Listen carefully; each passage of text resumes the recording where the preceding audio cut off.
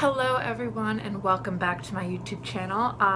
Today I am going to be doing kind of a shot-by-shot deeper look into the Avengers Endgame, I love saying that title, the Avengers Endgame trailer that was released today. It's called the official trailer. It's more of a teaser, but if they call it the official trailer, then they don't get that much heat for like only releasing one full-length trailer, which will probably come out March-ish. Like, it came out during my spring break last year, so I'm assuming it'll be around the same time.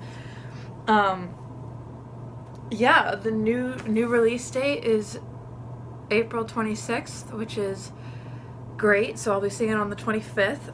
Always go on the Thursday night showing. It's the best. But yeah, we're just gonna dive right in here. I don't usually do shot-by-shots anymore because frankly, I just think they're kind of tedious. But there's so many people are saying that there's not much in this, which is a lie. There's so much in this trailer, and there's so much to talk about, and I really want to talk about it with you guys because we're about to go months without more footage, and frankly, honestly, like, I'm completely happy with what we have right here, but I want to keep going. I want to dive more into it, so let's do this. Okay. So I like this. I like how it comes in. The disheveled Iron Man helmet. It looks like beautifully fallen apart. Like, I think it's just from the wear and tear on the nanotech, especially during that end battle with Thanos. And that's why it looks so beaten up, but it looks like Darth Vader. Like, you know in The Force Awakens when they had that shot of the Darth Vader helmet all like burnt and old? That is like this. I would buy this Iron Man helmet, like, to have an exact replica of that just like in my house or something. That it looks really good. And this shot of Tony reaching in, it's so gentle, and in the way he like touches it lightly, like it's just so beautiful. Here we see he's on the Milano, which is the Guardians of the Galaxy ship. I think it's so funny that they have like sun visors on that. Like, that's very interesting. The lights are off, probably because the ship's running out of power. It's so haunting to see him on that ship. None of the Guardians are on the ship. It's like the whole, everything we knew was just destroyed in Avengers Infinity War, and it's just so interesting to see where he's at now. But yeah, I really like the way he reaches into frame, turns on his helmet, and does this beautiful message for Pepper, which really gets me. Slow fades to black. I love that shot because it reminds me of a sparrow. It reminds me of a bird flying, and just so much symbolism comes with that imagery. Whether it's breaking free, letting go, just there's reaching new heights. It's incredible how much we get out of just that one thing, and then seeing the beautiful nebulae and the whole space scene behind it. I will never get tired of. I'm in an astronomy class right now, and it just, now I have a deeper appreciation for all the imagery I see in space, because I'm like, I know what that is, and I know how rare it is, and like how hard it is for it to like do that. So it's cool. Yeah, but it really looks more like a bird than it does a spaceship, and I love that shot so much. I love Tony's monologue to Pepper. It's great. That's a long shot. Is this like slow motion? Am I not? No, it's not. Okay. It's weird without the sound. The Iron Man helmet looks... Okay, here we have a shirt. He definitely stole that from Star-Lord or something, because he wasn't wearing that before. At first, I thought this little thing at the top was Groot. This like little speaker thing in the top left corner of the frame, but it's not. Why would it be Groot? But like at first glance, it looked like Groot. But obviously it's not, because Groot has been dusted, as we call it.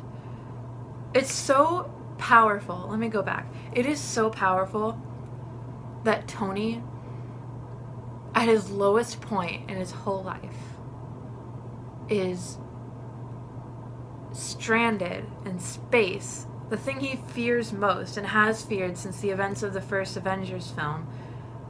He's gonna die. Like, his worst nightmares came true in space. He had to face Thanos. Peter Parker died in his arms. He's never gonna see Pepper again. Like, all these terrible things that have been in his nightmares. Like, the Avengers lose, millions of people die, billions, trillions of people, living things die. And now he's just, like, in the dark, cold abyss of space, floating, lost, with not able to contact anyone he loves. Like, this is truly probably his worst nightmare. And I just, you guys, I don't even, like, you have to realize how deep that is and how powerful that is to have him stranded in space. I didn't even think they were going to do that. I just assumed him and Nebula were going to get back A-okay. But, like, this is something he's feared for so long. It's trauma, and he's just surrounded by it, and he will be through this entire movie, just as he was with Infinity War. So that's really crazy. We're gonna zoom out again. Nice dramatic voguing shot. More of this. It's always you. I love that. And then after this we get, and then this, oh my god, he turns it off, like he gives up, but there's no hope. But then they rub the burn even more with the dust. And the Scarecrow, this is a reference to the Infinity Gauntlet comic, the Thanos Scarecrow. I literally flipped when I saw this, this still, because it's honestly, it's so cool. Like, just seeing his armor all hung up, like, I've done my job. And it looks so beautiful and serene, but he's the bad guy, so it's just like, wow. But he was also the protagonist of Infinity War, which makes me wonder who's the protagonist of Avengers Endgame. And I'm still trying to get used to saying Endgame. Is it going to be Steve Rogers? Is it Thanos again? Is it Tony? Is it Thor? Who's going to be the protagonist of this? I'm genuinely very curious. Is it Ant-Man? I think it would probably be Steve Rogers. I see him having, like, a completed character arc by the end of this film.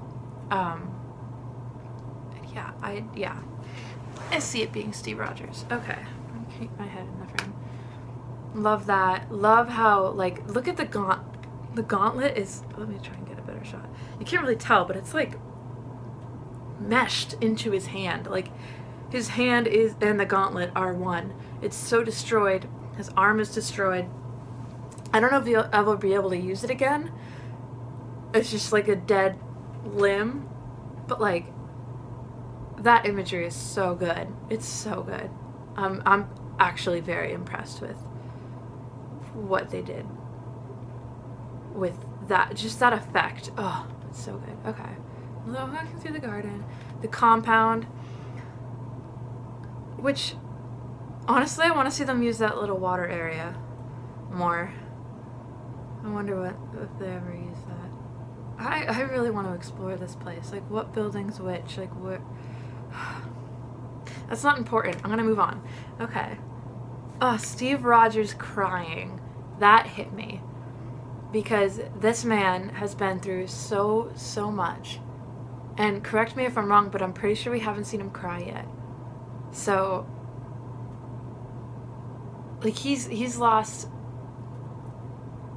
so much. It's just that the image of the man of the people, Steve Rogers, just hopeless, just crying. It just hurts. It hurts. And his hair looks good. He shaved, all that. See his small ears. I thought Black Widow was gonna have red hair again. I was actually looking forward to it, but it's fine. Okay, this is something that people are not talking about enough. Okay, so we have a lot of the science minds in the world gone, or missing. Like Hank Pym, Tony's missing. So Bruce is kind of just standing there in the lab alone. And we see Scott Lang, and we see Shuri. But here's the thing. The title on their pictures is missing. The red letters, if you see it, I'm going to move my mouse near it. I'm going to circle it. Yep. It says missing. And hers says missing too. That doesn't mean they're dead. Because if we saw them get dusted, that means they're dead. And Shuri was around other people when the snap happened. She was with some of the Dora Milaje. She wasn't alone, and therefore, and there's like obviously the crazy security they have in Wakanda. There's no way that she was like the. I don't think that she was dusted. I'm gonna just say it flat out. I think they would have shown us if it happened. I think it would have been wrong of them to not show us if she did get dusted. So I think she's just missing. I think she's somewhere else doing something else, trying to solve a problem. I don't know what it is, but I think she's just missing. Scott Lang obviously is not actually dead. He was in the quantum realm. I have no idea how he got out, but that's cool.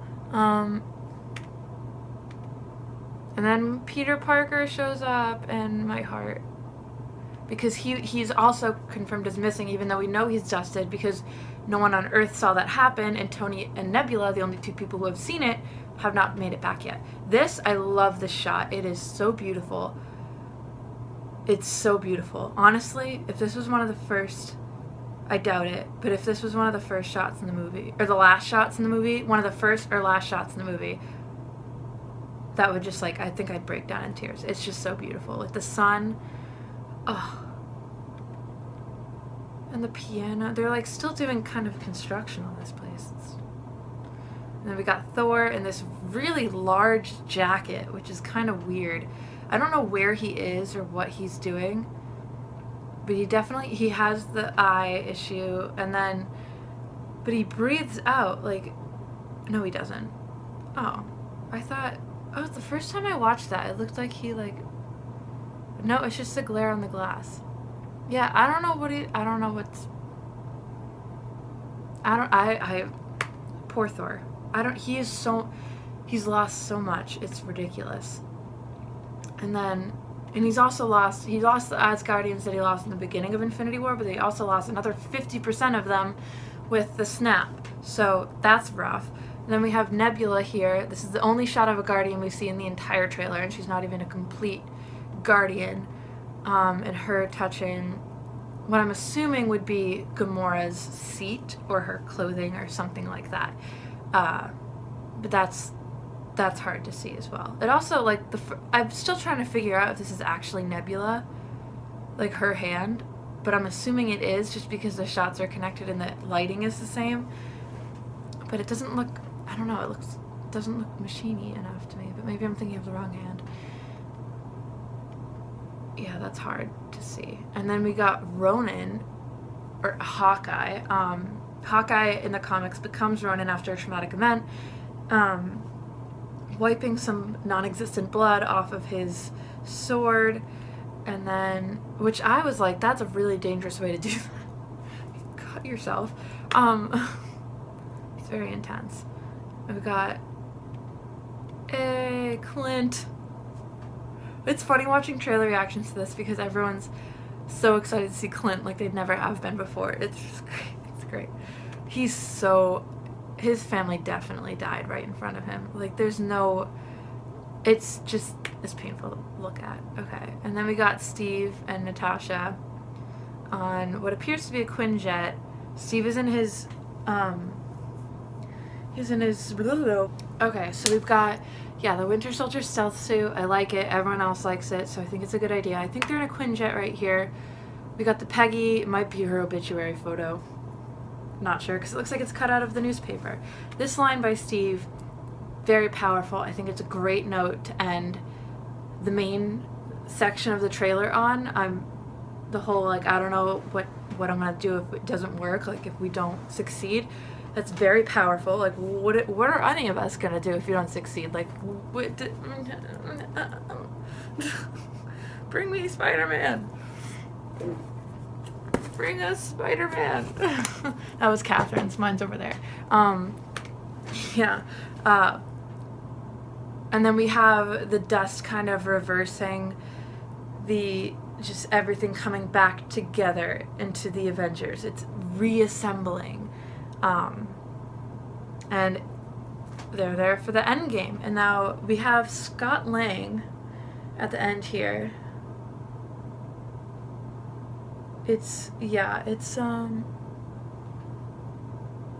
That look reminds me of Tom Holland so much. I don't know why.